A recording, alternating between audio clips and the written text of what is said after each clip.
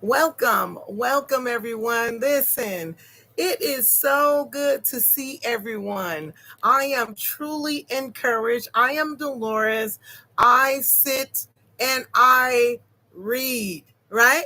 And it's called Read with Me. We have a lot ahead of us today. We're trying to complete this book by Dr. Cindy Trimm titled Unstoppable. We're not going to waste any time. We see now that we've had some technical difficulties. However, we are at it again and we're determined to keep going. Listen, on the session 13, we had a couple pages for some reason that we missed. It was my fault. However, what we're going to do today is we're going to go and begin at page 179, where it says, how can you be an effective servant leader? We have a couple of pages that we're going to read there, and then we're going to jump right in and continue where we left off on the last session, which is session 13 of Read With Me. We're on session 14, and I think it's kind of ironic that today is August 14th, and we're finishing up this amazing and powerful book by Dr. Cindy Trimm titled Unstoppable. Listen, let's jump right in. We have a lot to cover. Let's continue. We're going to begin on page 179. How can you be an effective servant leader? Okay, let's take my glasses off. I know. Everybody can be great because anybody can serve. You don't have to have a college degree to serve. You don't have to make your subject and your verb agree to serve. You don't have to know the second theory of thermodynamics in physics to serve. You only need a heart full of grace, a soul generated by love. Martin Luther King Jr. Okay, let's continue. I hope by now you are convinced that true leadership is really servant leadership, the practice in which I'm encouraging you to participate isn't simply about getting things done or earning a profit. Well, neither accolade, focus, goals, or financial goals are bad. They are inconsequential when compared with the goal of making the world a better place, right?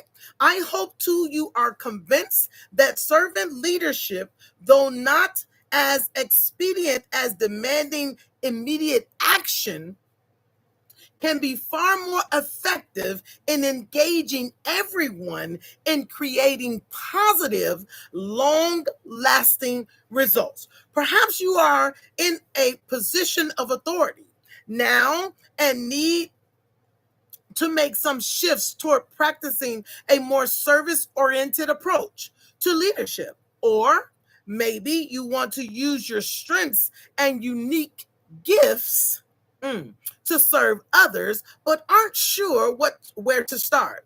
Regardless of where you are in your leadership journey, if you will increase your awareness of others and focus on coaching people rather than controlling their behavior, you can improve your effectiveness as a servant leader. Okay, let's continue.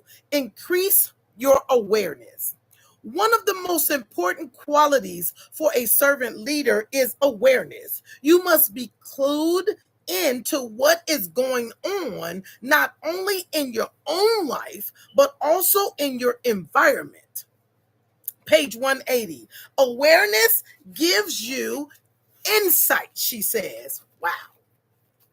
Into how you need to grow personally and professionally so you can effectively engage and empower others. Awareness also awkwards you to the problems, or should I say awakens, said that wrong, you to the problems and needs of others. You can't serve people until you know what their needs are. So, how can we become more aware? She lists three. Let's take them. Ask thoughtful questions and listen for the answer. Wow.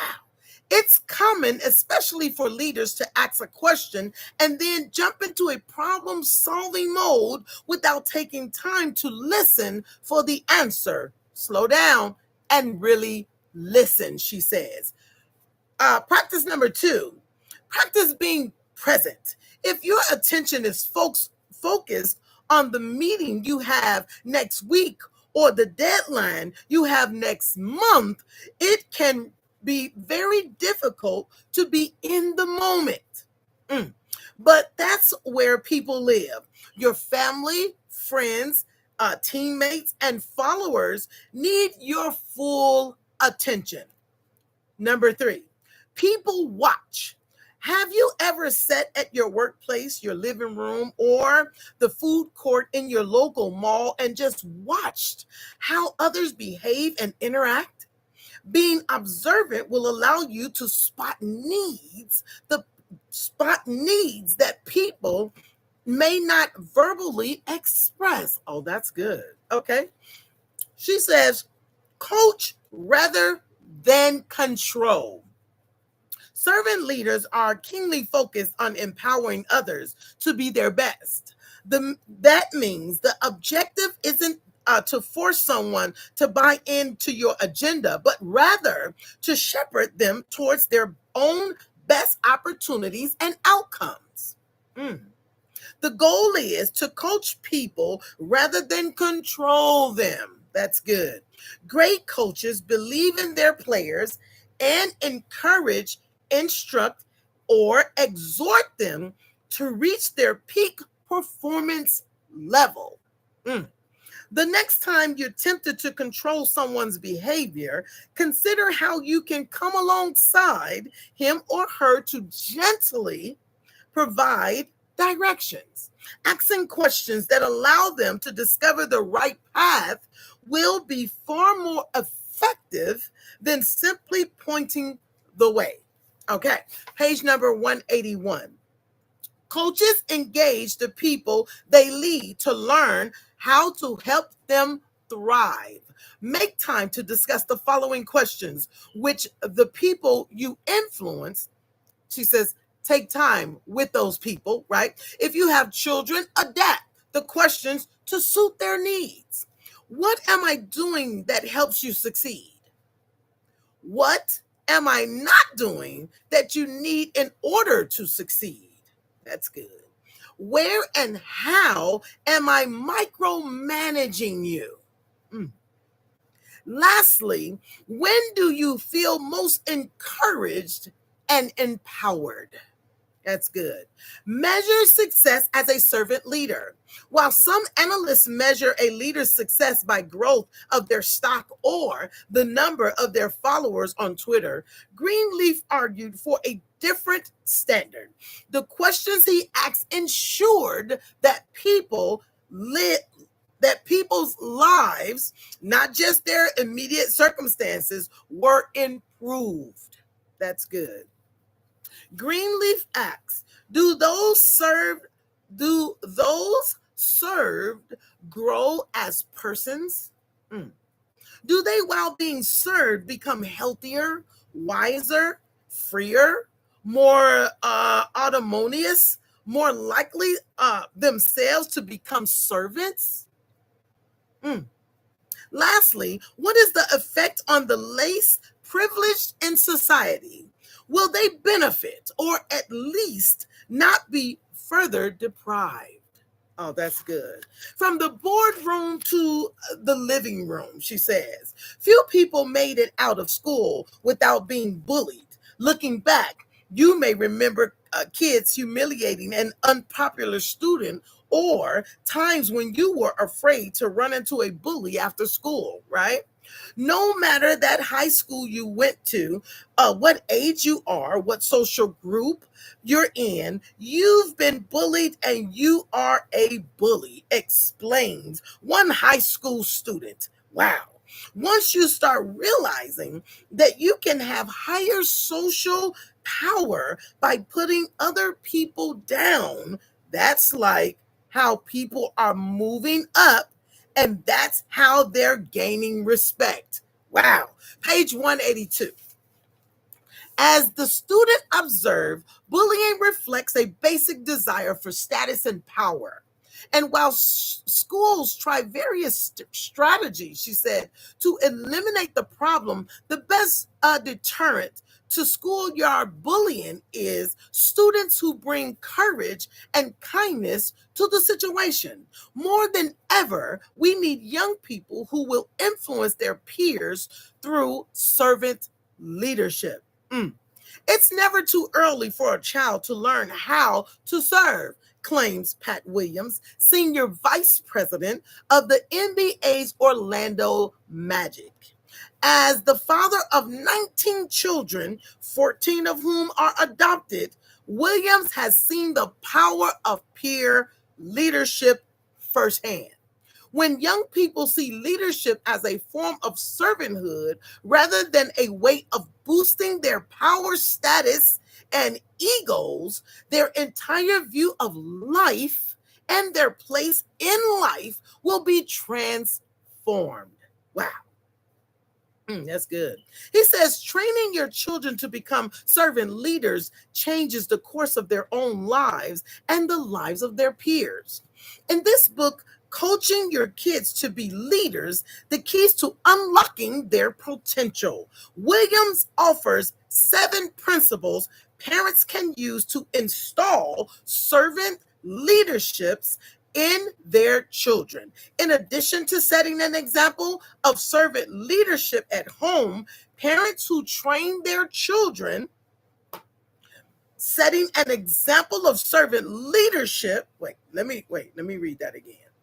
It says he offers 7 principles parents can use to install servant leadership in their children. Okay. In addition to setting an example of servant leadership at home, parents who train their children to serve prepare them for a lifetime of influence. 7 principles for raising servant leaders are as follows. Help children give up the need to control. Teach kids to deal with performance pressures so they can take on future responsibilities without freezing up or trying to control the situation. Help them see that it's okay to fail. 2, train them to see servanthood as an end, not a means to an end. Don't let them use service to manipulate people to get their way. Instead, teach them to give without expecting anything in return. As William explains, servanthood is not a technique, it's a way of life. Wow. Okay, page number 183. Ask young leaders to examine their motives. Why do they want to lead? If you see that a young person is hungry for power or concerned with their popularity, step in and share your observation.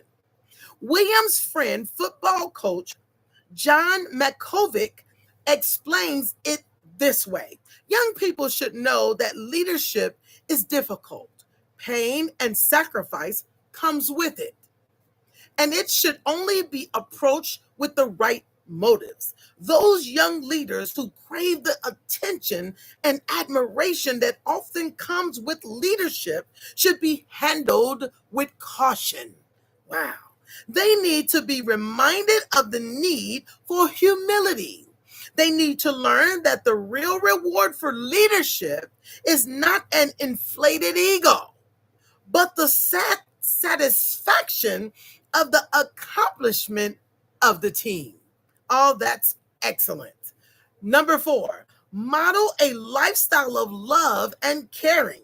Expose your kids to real world needs and create opportunities for them to respond. One of the best ways for them to learn is to serve alongside you. Wow. Number 5, teach them to be an obedient follower. Learn to obey before you command. Advised the Greek philosopher Solon, look for opportunities, wow, to expose young people to servant leaders, and don't put them in positions of leaderships before they have learned to follow. Wow. Number 6, make humility the goal. This principle goes hand in hand with learning to follow. Express pride in young people for who they are rather than for what they achieve. Let them know you are their biggest fan as you encourage service over self. Wow. Number 7, encourage your children to get their shoulders dirty. Wow. Remind young people of the people who have supported them as they've grown, and challenge them to do the same for others. As William explains, page 184, servant leaders are always lifting people up and letting them stand tall on their shoulders. Servant leaders don't care who gets the glory and recognition. They just want to lift people up. Wow. Imagine the impact a new generation of servant leaders could have on our world. It's never too early to teach children to serve. So she says, start now. Okay. Now, what's in it for you? Throughout our discussion of servant leadership, you've been challenged to consider others' needs. However, it is human nature to wonder what's in it for me. I know you've said that before because I have. Okay, so let's continue. As you've seen, leadership is not for the faint of heart. It requires you to surrender your own ego and ambition as you consider the needs of others. Wow. At the same time, the process of becoming a servant leader will develop a confidence and a resilience that cannot be developed any other way. Robert Greenleaf reflected on the change that happens in leaders' lives as they learn to serve. To lead is to go out ahead and show the way when the way may be unclear, difficult, or even dangerous. It is not just walking at the head of the parade, and that one who leads effectively is likely to be stronger, more self assured, and more resourceful than most, because leading so often involves virtuing the risking. What a powerful sentiment! Because leading so often involves virtuing and risk. Wow, venturing and risking. It will make you stronger, more self assured, and more resourceful than most. She says, as you begin this journey towards servant leadership, remember that growth is a process. Challenge yourself to a higher standard, but give yourself the grace and time you need to mature.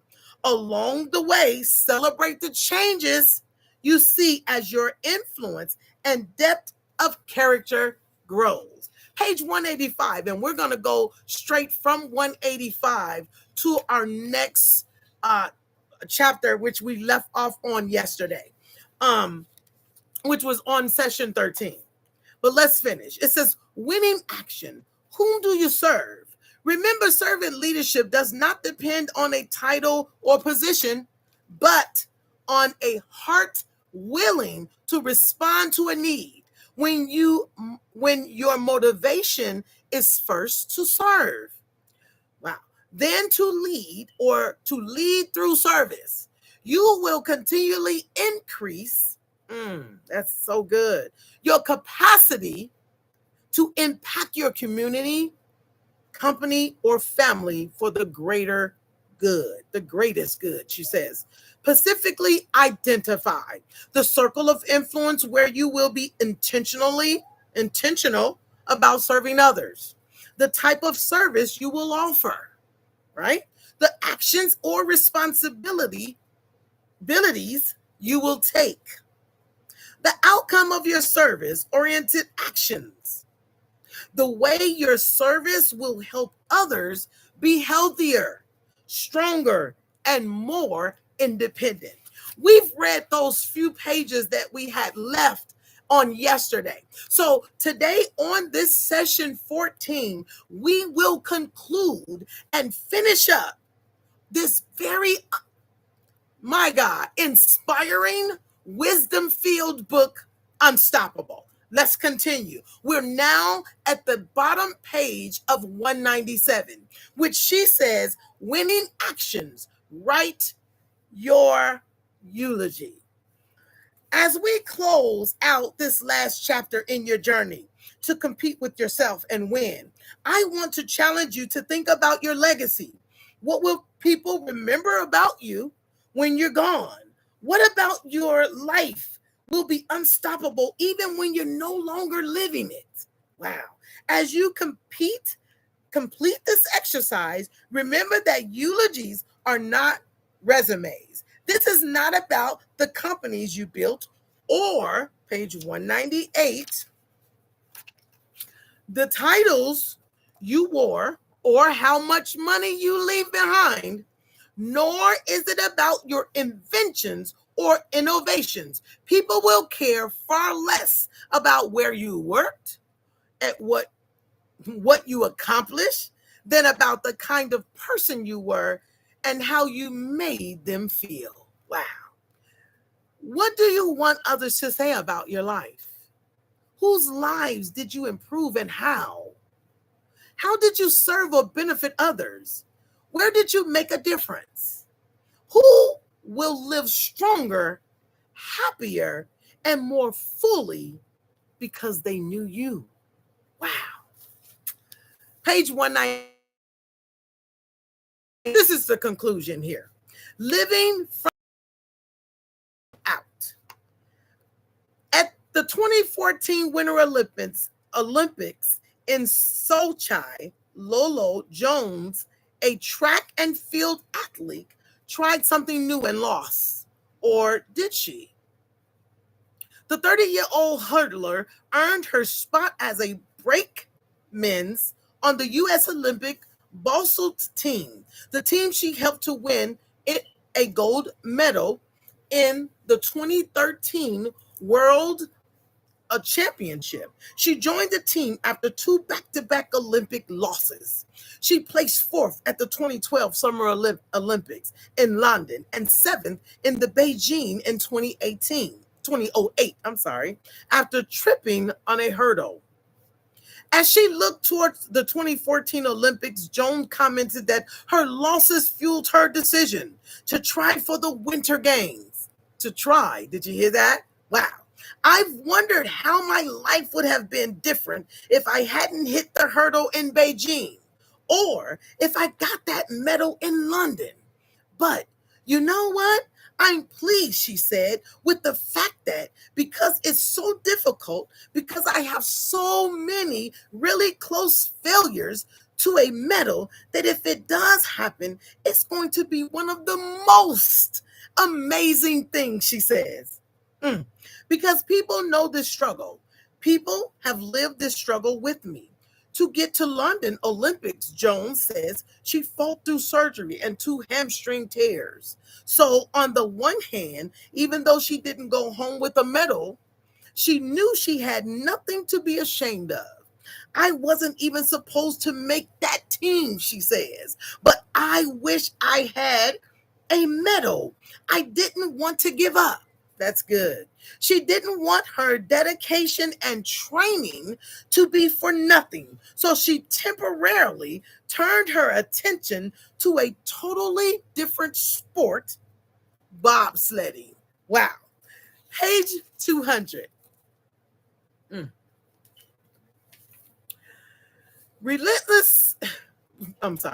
Realistically, let me fix this. Okay. Medaling as a bobsledder was a long shot for Jones. Still, she trained hard, supported her teammates, and packed on the pounds to meet her goal weight for the games.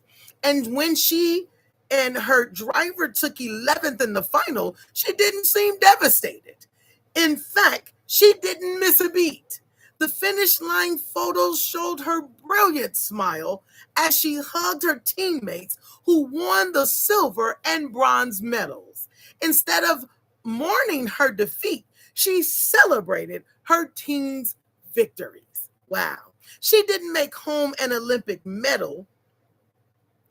She didn't take home an Olympic medal, she says, but the friendships and the physical and mental strength she gained from the games seemed to have renewed her energy.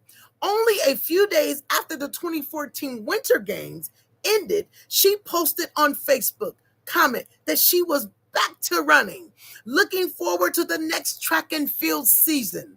Certainly, this young woman competes for herself, but she also knows that every time she picks herself up, she inspires others. Wow, to keep trying for their own goals.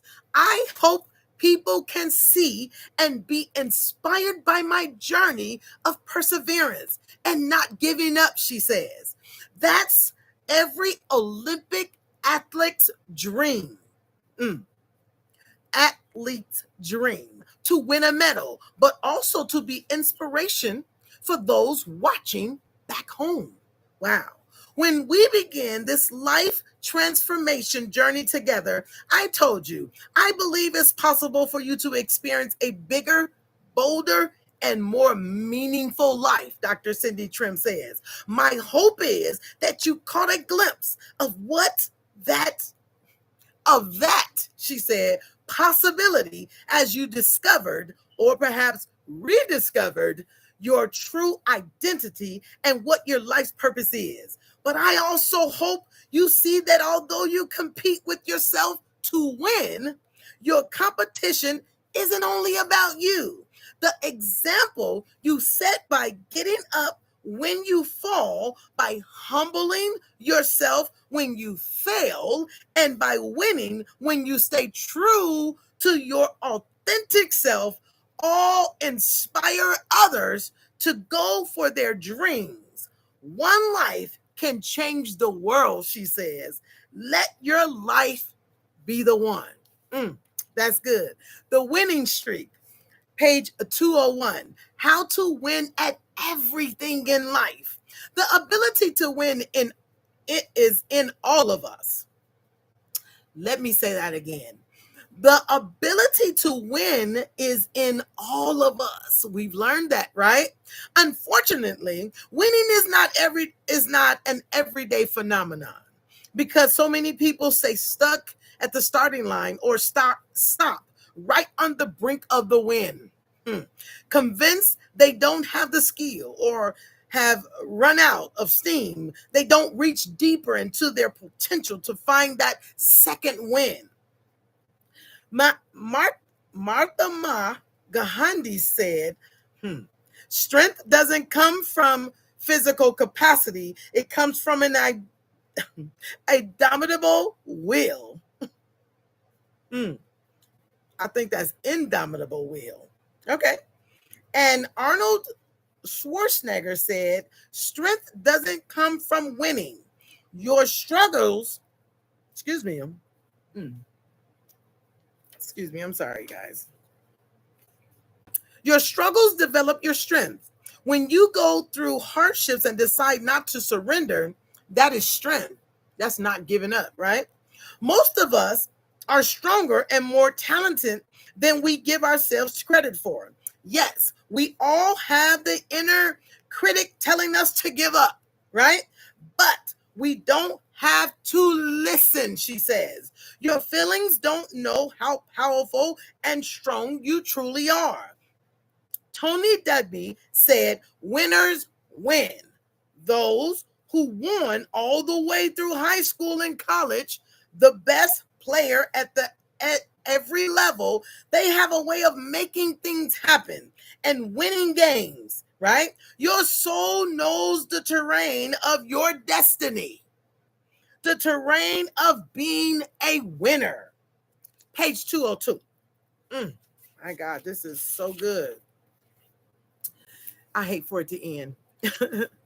Every day, you are given the opportunity to let go of your fears, shatter self imposed limitations, dig deeper, push harder, and shift from a primal state to a powerful state. So you can recognize opportunities, let go of insecurities, and stop listening to what others say about what you can accomplish. Mm. Every day, you can decide to own every moment of your life, to leave nothing to chance. I wish I could, or maybe should have, right? When you choose to live intentionally, before long, you will have owned the hour, the day, the month, she says, the year, and the decade. And that's how you win at life. That doesn't I'm sorry. That's how you become unstoppable. Let me say that again. That's how you become unstoppable. I'm going back up again, when you choose to live intentionally, before long, you will have owned the hour, the day, the month, the year, and the decade. And that's how you win at life. Okay. It doesn't happen all at once. It happens incrementally, step by step, little by little, one foot in front of the other. Says no to the wrong things, she says no to the wrong things. So you can say yes to the right ones. When it comes to winning, there are no off seasons, no time clocks to stop the action, no referees telling you that you fouled or struck out. There are, however, endless challenges, disappointments, mistakes, roadblocks, barriers, and issues that force most people out of their own race. Okay? But if you stick with it, persist until you succeed, survive the battlefield in your mind, sabotage, and the seduction to give up or give in, your emotions, you will win. Winning is the difference between dreaming about what could be and actually living the life of your dreams. Winning is a motivating force that drives you, or should I say us, forward. Winning causes the steel bars of failure to independently shut behind you. They are real for all of us who have experienced the bitter reality of failing. For those who have convinced themselves that their past mistakes are a preview of their future, those bars become their prison. Wow. But for winners, those bars are a sign that a particular season has come to an end. That's good. They understand that nothing new begins until something old ends.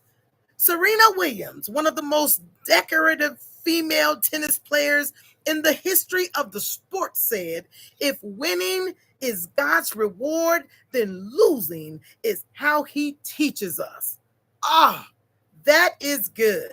Michael Jordan said, I've missed more than 9,000 shots in my career. I've lost almost 300 games, page 203. 26 times I've been trusted to take the game-winning shot and missed, he said. I failed over and over and over again in my life.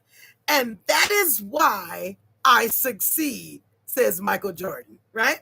From this day on, Cindy Trimm tells us never go back to losing or failing, but instead press forward, leveraging every loss and failure to your winning advantage. If you take 100% responsibility for making the most out of every opportunity, the good, the bad, and the ugly, You will win at living the life of your dreams. Dr. Cindy Trimm says, don't be deceived. Lives, but it always hides the truth. It tells you that everything you want is so close, just beyond your comfort zone. And then it laughs as it slams the doors of opportunity in your face. Wow. It tells you all of your goals and dreams are impossible because you don't have the key to unlock the door. And then it taunts you if you try to open it, never informing you that when one door closes, another opens. Don't become so focused on the closed doors that you don't see the ones standing open. Don't go through life suffering from possibility blindness, should I say. Unlike unloud mouth, wait, I got to start over. Unlock, she says, loud mouth failure. Winning speaks just above a whisper. Causing you to lean in so you can tune out failure's taunts and jeers. Wow. Failure is always rational and risk adverse. Unforgiving if you mess up, taking every opportunity to remind you that you are not good enough. Wow. Prepared enough, educated enough, pretty enough, strong enough, always reminding you that you will never be enough. It shows your weakness and hangs your flaws out like dirty laundry. Wow. It reminds you every day that if anyone finds out who you really are, they will never want to do business with you, be your friend, hire you, or marry you. So you live as a stranger to yourself. You wake up every morning like millions do and put on your mask and title. Then go off to work and blend in with everyone else. Failure convinces you to quit trying because this is as good as it gets. Page 204. Winning, on the other hand, is a revealer of truth.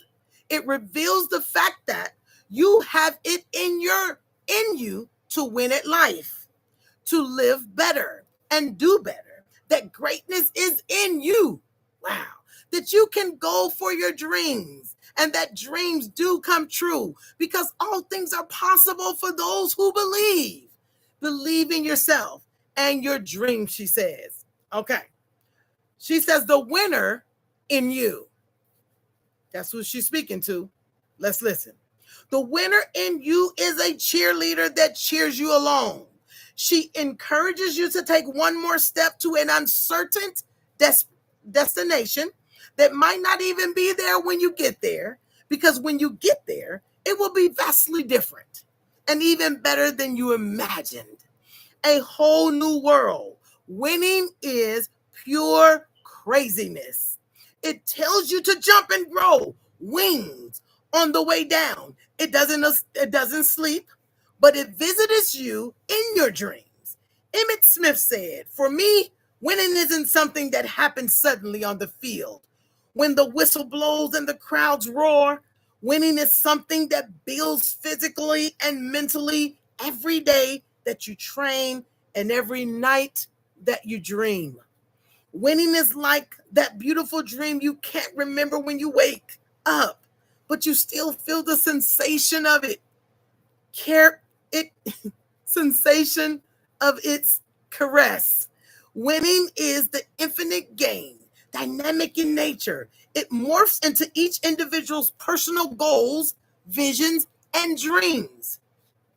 You can't pin it down, and words may fail to describe it, but she says, when you win, you know it. You feel it, right? Winning doesn't care if you understand why you do the things you do, or even though It knows the answers to the question. It doesn't always share those answers with you, like a jealous lover. It refuses, watch it, Dr. Cindy Trimm, it refuses to share time, space, or its secrets for how and why you do what you do with others in your life, especially those who waste their time dreaming and never wake up to actually live the life of their dreams. She says, winning is not fond of procrastinators, but loves those who have a driven obsession and a relentless passion for I can't even say it. Okay. And a relentless passion for completing a goal. Winning looks irrational and risky to others around you, but to you, winning makes sense. 205. Winning shows you the best of who you are, the strength in you, and the potential you have to be the next best version of yourself. Wow. Winning keeps its hand behind its back so it doesn't accidentally embrace someone who is lackadaisical, half-hearted, and unenthusiastic about their lives. Unlike failure, who with open arms shows you the shortcuts for doing everything. Winning escorts you along the narrow path, universally known as the long way home, filled with valley experiences. Yes, Lord. Winning watches over you, but never carries you. And when you, through sheer grit and will, manage to reach the mountain peak of success, winning will be there to greet you with open arms and placed upon you the winner's wealth. Let me say that again. And placed upon you the winner's wreath, she says, just before it pushes you off the edge, because it knows that every win is fleeting. Once you win, the next moment presents another opportunity for yet another win. Maya Ham said, there are always new gendered challenges to comfort and a true to confront. Ooh, that was bad. Okay, I'm gonna read that again. There are always new, grander challenges to comfort, and a true winner will embrace each one. Babe Ruth said, yesterday's home runs don't win today's games. And Vince Lombardi said, winning is not a sometime thing. It's an all-time thing. You don't win once in a while. You don't do things right once. You do them right all the time. Winning is a habit. Unfortunately, so is losing. Everything you want out of life can be attained, but you must get out of your comfort zone. You must wake up to your potential and put a lid on every self-imposed limitation. If you feel your fears, but do it anyway, tolerate the jarring emotional pain that comes with rejection, stomach letdowns, and betrayal. If you can motivate yourself in the midst of doubt and become your own best friend, coach, advocate, and chef, inspirational officer, said chef, is chief inspirational officer in the midst of loneliness and disappointment and frustration, then unstoppable will be what defines you and your personal brand. It will become the salient feature of your personality and the hallmark of your legacy. Make unstoppable your companion and winning your most intimate friend. Page 206. Own it to win it. Winning tells you to own your story, but more importantly, be the hero of that story. Bernie Brown said, owning your story can be hard, but not nearly as difficult as spending your life running from it. You have been cast as the lead. Don't settle for playing a supportive role, or worse, that of a stand in. Take center stage and step into the light of the world premiere of your life. Winning demands that you live authentically, ridding yourself of false identities, personas, masks, and alter egos. It introduces you to the person you've been pretending to be, and then it shows you who you have the potential to be. Mm. Winning is like a devoted and affectionate lover who caresses your creative genius, strokes your talents, and massages your innovative abilities, who whispers in the ears of your potential, come alive, come alive, she says. It robs its nakedness in the morning with passion, focus, and intention. Winning is unapologetic when it tells you you are a one of a kind gift to humanity. Wow. Mm, that's good. You are enough. You can't be replaced. You can do this. Your life is important in the big scheme of things. Winning is filled with empathy, but the sense of urgency causes a compassionate glance to answer or to appear as a snarly, easily interpreted as indifference or hostility, but it's not. Mm. The winner in you wants you to win so badly that it does not mind being misunderstood. 1 minute, it will show you an opportunity. The next, it will reveal a lesson, a weak point, or a step you missed behind you. It connects the dots between strategy and tactic, and winning cares about, all winning, she said, cares about is that you get to the mountaintop of success. Winning doesn't care if you run, walk, crawl, or drag yourself along its path. It doesn't care about how you feel at any given moment because it doesn't judge your greatness based on a temporarily meltdown. Winning never takes the struggle out of your stride because it knows that every time you push past the point of giving up, page 207, you build the muscle of character in the process. Winning holds you in such high esteem that it has already awarded you a place among the great.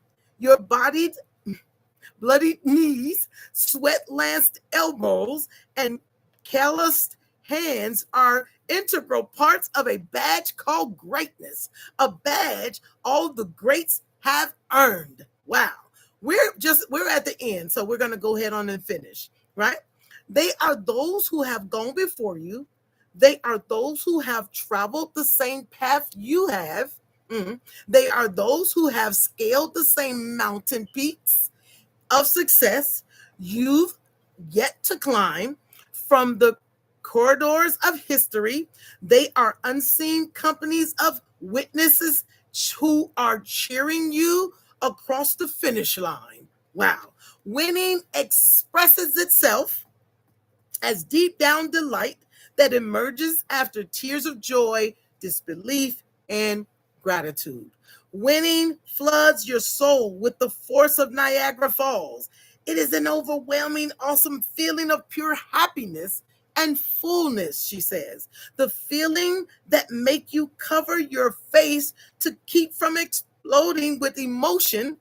It's a feeling that makes your knees buckle. It makes you grin so big you feel your face will break and your heart filled with such gratitude that it might explode, she says. Your lungs refuse to exhale, wanting to savor the sweet fragrance and taste of success as long as humanly possible. Mm. Winning makes you speechless and breathless. It makes you want to jump, scream, and run to give your friends a high five and your loved ones a hug, because the historic sense of blessedness that comes from accomplishment, from that accomplishment. However, exclusive it as exclusive it may be, winning is the mentor you've always wanted and the coach you've always needed. Winning is not just what you do, but who you become in the process. And when you do score a win, you will connect once again with the feeling that accompanied your first win. And perhaps utter the words I often say to myself: this is how it feels to be unstoppable. And like me, you will have at last acquired the indomitable courage to perpetuate your own unique winning streak. You inherently know when, or should I say what, is best for you and how to win. And you can recapture that feeling throughout your entire life over and over again with big wins and little wins. Last but not least, page 208. You deserve to win, she says. You were born to win. You are unstoppable. She says, I therefore implore you to compete with your best self and win. Only when you are able to compete with your best self will you truly win. Dr. Cindy Trimm says, and only then will you become truly unstoppable. That concludes the book Unstoppable by Dr. Cindy Trimm. Oh my goodness. I am so grateful, so thankful that you have been with me, even if you haven't been with me this whole time. All of you that have listened, we have learned so much. We have gathered so much information. Thank you so much, Dr. Trimm, for being obedient and writing this phenomenal, wisdom filled, amazing, powerful book, Unstoppable. Now, let's do a quick 3-minute recap on just all we have learned. Okay, I'm gonna put my glasses on for this. We have learned that each of us are winners, right? We've learned about transparency. We've learned about being true to our core values, our personality types, something that will help us so much. We've learned how to rejoice over our small wins as well. The I am statements, right? To being truly present for others, right? And not in it just for ourselves. We want it to be for them first and then us, right? So we learned a little order too, okay? Being true to yourself, walking the talk, not just talking, but walking the talk that we talked, okay? Servant leadership. We learned about leaving a legacy. We learned about being purposeful. We learned about the passion of writing our own eulogy with our very lives. That's not all. We have learned so much. I just really want to take this time out to say thank you. Thank you to all of you that have journeyed with me in Unstoppable with Read With Me. We want to thank every one of you that has uncovered, discovered, that has pulled out these wisdom keys and principles like I have. And you know what? I just want to encourage each one of you.